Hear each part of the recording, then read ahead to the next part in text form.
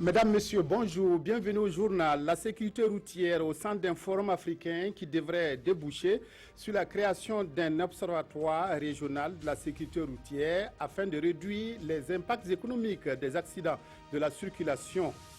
L'État islamique traqué de toutes parts, les djihadistes qui contrôlent la ville de Mossoul, la deuxième ville irakienne, font face depuis ce matin à un déluge de feu dans le cadre de l'offensive lancée par l'armée irakienne soutenue par l'aviation occidentale.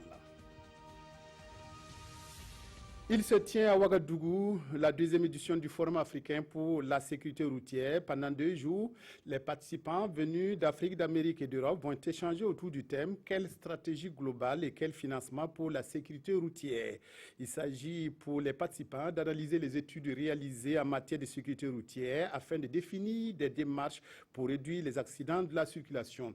À cet effet, le comité d'organisation prévoit de créer un observatoire régional de la sécurité routière afin de minimiser les impacts économiques des accidents routiers. Reportage Moussa Ouedraogo, Ismaël Djiloma Sirima. Selon l'OMS, 13 personnes perdent la vie sur les routes chaque année au Burkina. Et c'est dans le but de réduire ces chiffres de moitié que se tient la deuxième édition du Forum africain pour la sécurité routière. Il s'agit pour les participants d'exposer les travaux de recherche afin de définir des stratégies de sécurisation des routes. Ce forum se veut aussi un cadre pour promouvoir la sécurité routière dans les programmes de développement. Un décret interministériel que nous avons pu prendre sur tout ce qui concerne les limitations de vitesse, tout ce qui concerne le temps de conduite des chauffeurs, des différents bus et cars. Nous avons aussi pris des mesures dans le sens de l'éducation routière. À terme, le Forum africain pour la sécurité routière compte mettre en place un observatoire ouest-africain de la sécurité routière. Nous n'avons pas les données exactes sur la réalité des faits dans nos pays. Nous n'avons que des données parcellaires. Par exemple, à Ouagadougou, l'année dernière, pendant 6 mois, il y a une étude qui a documenté tous les accidents sur lesquels sont intervenus la police. Et on a pu comptabiliser les accidents, voir quelles étaient leurs conséquences, quelles étaient leurs causes, voir où ils se produisaient, etc. Mais on a des études scientifiques qui sont parcellaires. Il serait également question à ce deuxième forum africain pour la sécurité routière de sensibiliser les usagers sur les dangers de la route. Effectivement, sensibilisation. Le Forum africain sur la sécurité routière sera dominé par 2 grandes activités, dont le village de la sécurité routière. Il a ouvert ses portes samedi dernier à Ouagadougou et accueille des visiteurs qui sont sensibilisés sur la sécurité dans la circulation. 4 jours pour faire la promotion de la sécurité routière. Paul-David Bambara, Nyarkiteda. Promouvoir la sécurité routière, c'est tout le sens de cette activité dénommée village sur la sécurité routière. Le village en question dure 4 jours et devrait permettre de sensibiliser les participants autour des principes clés de la circulation. C'est aussi une occasion pour les acteurs du domaine de se pencher sur la stratégie globale et le financement routier en Afrique. La plupart des accidents ont lieu au centre-ville, dans des carrefours où il y a de la signalisation. Donc ça veut dire que malgré des feux, malgré parfois des policiers même au feu, eh bien, les usagers de la route à Ouagadougou, et notamment les 2 roues, ne respectent pas forcément les règles de la sécurité routière. Parfois, ils ne les connaissent pas forcément très bien aussi. Et c'est pour ça qu'il y a beaucoup d'éducation à faire dans ce domaine. Occasion de donner et de recevoir, ces 96 heures doivent être mises à profit pour des partages d'expériences et de formations sur le code de la route. Nous avons le moins de véhicules, nous avons le moins de motos à 2 roues, mais en termes de statistiques, nous avons le plus grand nombre d'accidents. Ça veut dire qu'il y a beaucoup à faire. Il y a beaucoup à faire au niveau de la sensibilisation, il y a beaucoup à faire au niveau de l'éducation routière. Le Forum africain pour la sécurité routière est à sa 2e édition et est articulé en 2 parties, à savoir le village de la sécurité routière et les journées scientifiques. Sécurité de manière générale, la gendarmerie nationale recherche activement un deuxième élément de l'ex-RSP. Il s'agit du soldat de première classe Mohamadi Kompaoré, en service au 31e régiment d'infanterie commando de Tenkodogo.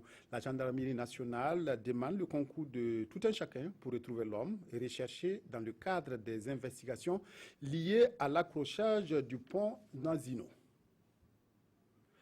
La journée internationale de la femme rurale a été célébrée à Kaya le 15 octobre dernier. Le thème retenu au Burkina pour cette célébration était « Femmes rurales et sécurisation foncière ». Fait marquant de la commémoration de cette journée, la présence de femmes venues d'Amérique latine. Moussa Ouedraogo, Oumar Zombré, reportage à Kaya. Ces femmes ici réunies célèbrent une fête bien spéciale, celle de la Journée internationale de la femme rurale. Cette année, la célébration est placée sous le thème Femmes rurales et sécurisation foncière, un thème qui rappelle à quel point il est difficile pour la femme d'accéder à la terre en milieu rural.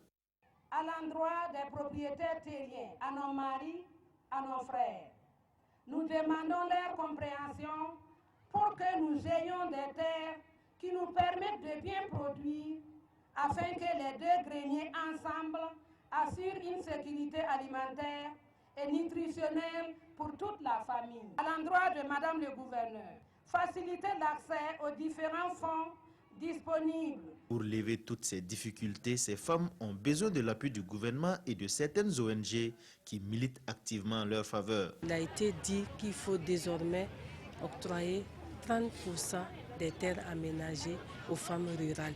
Il y a également la loi 034 qui a également prévu des mesures incitatives en faveur de la femme. Et chaque année, nous accompagnons les femmes rurales pour vraiment qu'elles puissent exercer leurs droits sur tous les plans, et en particulier leurs droits d'accès à la terre.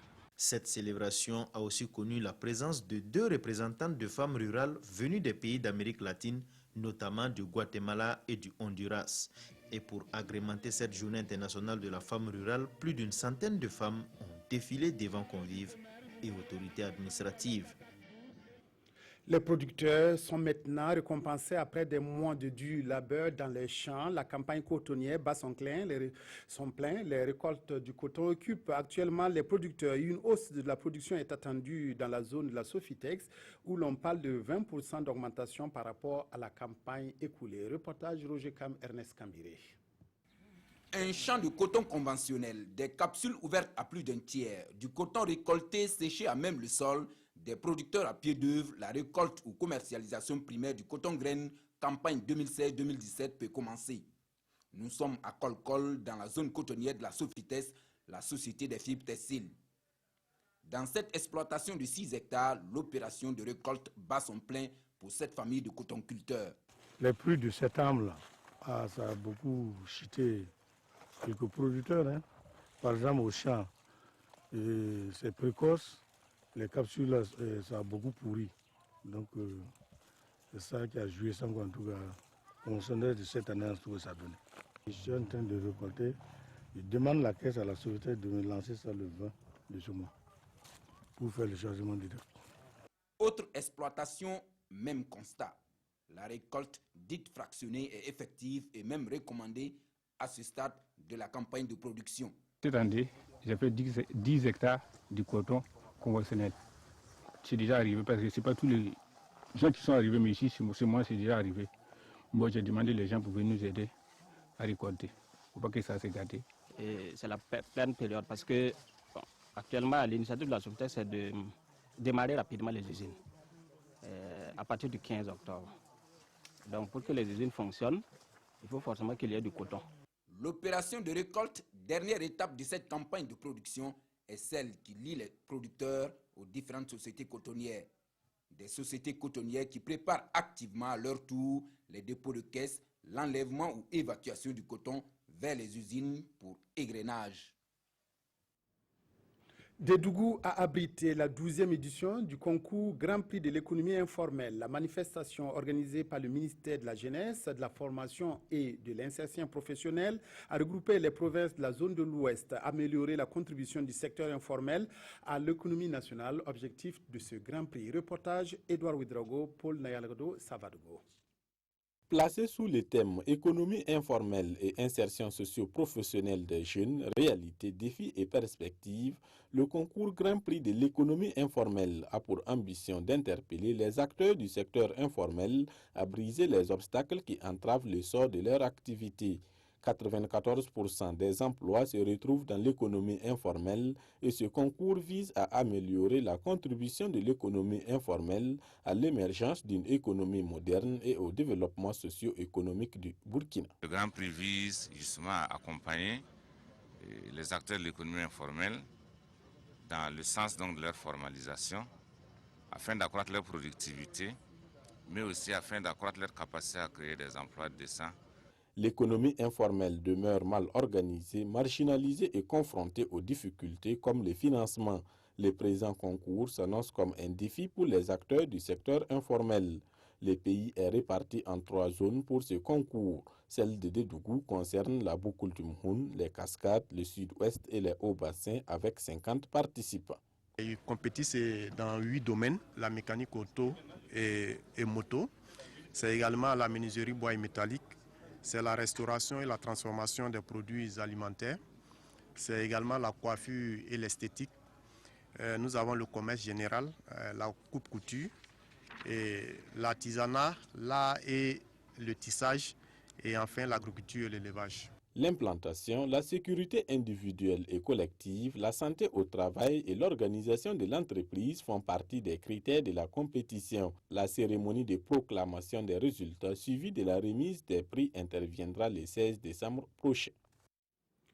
Un demi-siècle de présence des Camiliens au Burkina a été fêté hier par la paroisse Saint-Camille, une célébration eucharistique qui a permis aux Camiliens de rendre grâce au Seigneur. Elle a aussi été marquée par le jubilé d'argent de vie religieuse de 5 religieux et religieuses. Les Camiliens, en plus de la vie religieuse, œuvrent dans le social, la santé et la formation. Kosun Koulibaly, Nathalie Savadogo. 50 années de témoignages religieux et au service des malades, la famille camilienne célèbre ici son jubilé d'or. C'est sous le thème « Témoins de la miséricorde du Christ, avançons au large » que les Camiliens jubilent en cette année de la miséricorde.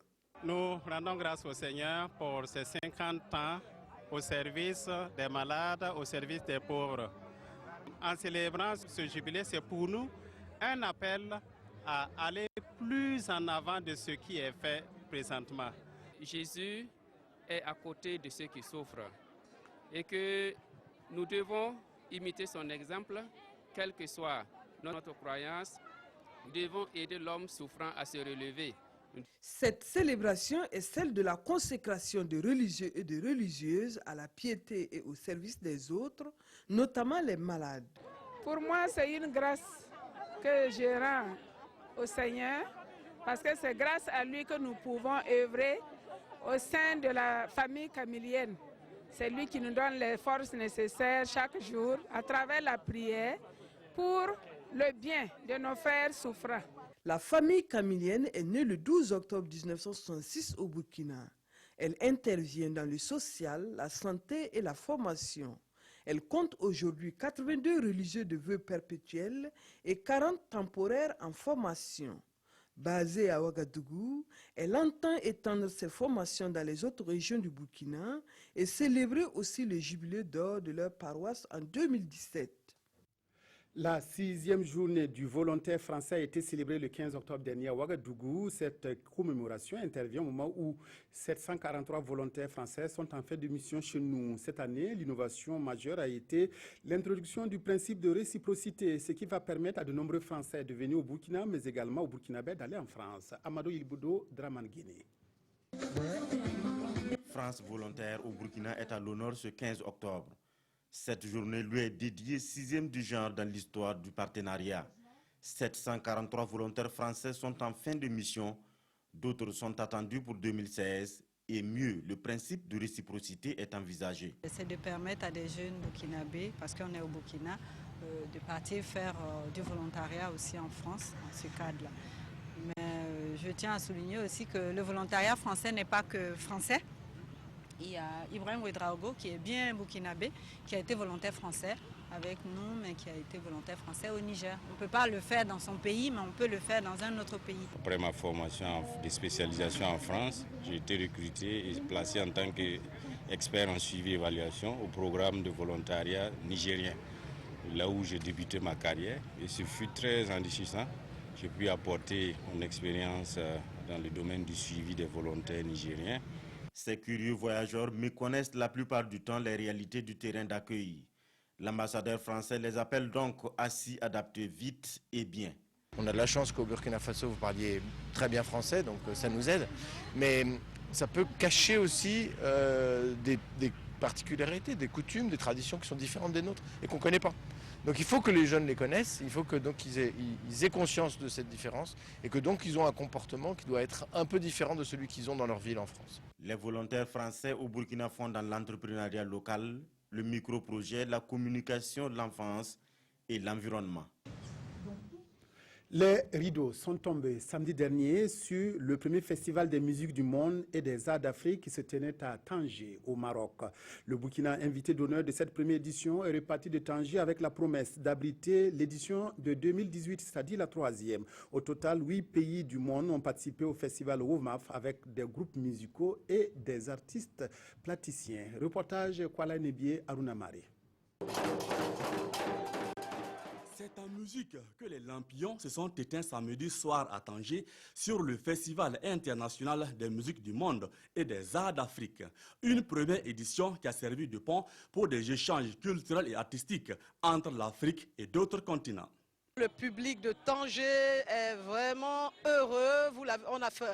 On les a fait vibrer, les grandes voix du Burkina, les grands musiciens et ceux des voix venues d'ailleurs, de l'Anguilla, des États-Unis, du Cameroun, du Congo. Vraiment, ça a été un grand succès. Tanger a vraiment vibré au son de l'Afrique. C'est magnifique, c'est plein de couleurs.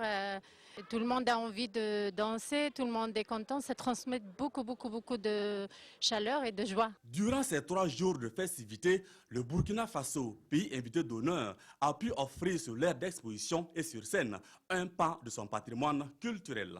À l'occasion de ce festival, les artistes burkinabés ont laissé éclater leur talent. Ce fut une grosse découverte pour les Marocains. Nous avons vu des artistes plasticiens étaler leurs belles œuvres. Je pense qu'une telle initiative doit être poursuivie afin que nos artistes, au-delà des frontières du Burkina Faso, puissent se faire valoir et progresser davantage. L'édition 2016 s'achève avec un autre défi qui pointe à l'horizon. La promotrice du festival envisage l'organisation de la 3e édition courant 2018 au Burkina Faso.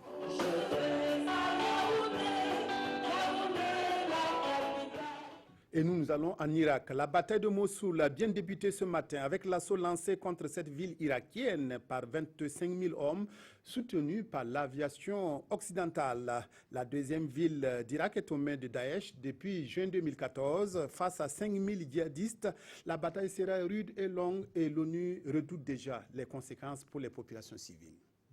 Ils sont prêts à reprendre Mossoul, le dernier bastion du groupe État islamique en Irak. Des milliers de peshmerga kurdes, des milices chiites participent aux côtés de l'armée irakienne à la vaste offensive qui a débuté ce lundi. Au total, près de 25 000 hommes soutenus par l'aviation occidentale face à environ 5 000 djihadistes dans une ville qui compte encore 1,5 million d'habitants. Aujourd'hui, nous nous battrons jusqu'à la mort, dit ce combattant kurde. L'objectif est d'encercler la ville avant le début de violents combats de rue. Daesh a eu 2 ans pour se préparer à cet assaut. La 2e ville d'Irak est tombée en juin 2014. C'est ici que le leader du groupe ultra-radical avait proclamé un califat sur les territoires conquis en Irak et en Syrie. En annonçant l'offensive, le Premier ministre irakien précise que seule l'armée et la police irakienne pourront entrer dans Mossoul. Mais sûrement pas avant des semaines, prévient Washington. La bataille s'annonce complexe, les djihadistes pourraient se fondre dans la population. C'est la crainte exprimée par l'ONU qui rappelle que les familles sont exposées à un risque extrême d'être prises entre 2 feux ou d'être utilisées comme boucliers humains par les djihadistes. La création de la coalition pour la démocratie et la réconciliation nationale CODER est commentée aujourd'hui par les journaux. C'est un regroupement de 8 partis avec le CDP en tête de file. La revue de presse est signée Abdoul Rasmane Zongo. L'initiative est assez rare pour être soulignée. Tout de même, 8 partis d'opposition en opposition à la marche actuelle du Burkina Faso s'invitent dans les quotidiens de ce lundi. La CODER, puisque c'est d'elle qu'il s'agit, la coalition pour la démocratie et la réconciliation nationale, est portée sur les fonds baptismaux pour éradiquer certains maux qui minent le pays. Pour les fondateurs, expliquent les éditions Sidoya, la CODER est une réponse, je cite, à la situation critique du pays, caractérisée par une économie sous perfusion, une insécurité au galop et une chasse aux sorcières. Ainsi, la CODER propose une nouvelle offre politique visant à défendre la démocratie et la réconciliation nationale. Elle est dirigée par Ablassé Ouedraogo pour une présidence tournante de 3 ans. Selon toujours ses responsables, cette fois-ci propos rapportés par les éditions Le Pays, ces partis d'opposition ne sont pas en opposition avec l'institution chef de file de l'opposition. Bien au contraire, les attaques se feront sur plusieurs fronts, affirme-t-il. Déjà, la CODER souligne pour sa part aujourd'hui au Faso, lance un appel au chef de l'État pour l'ouverture, je cite, d'un dialogue national inclusif, seul chemin pour parvenir à la paix et à l'unité, gage d'un développement inclusif et durable. Cette édition s'achève. Merci de l'avoir suivi. Excellent après-midi à toutes et à tous en compagnie de la RTB.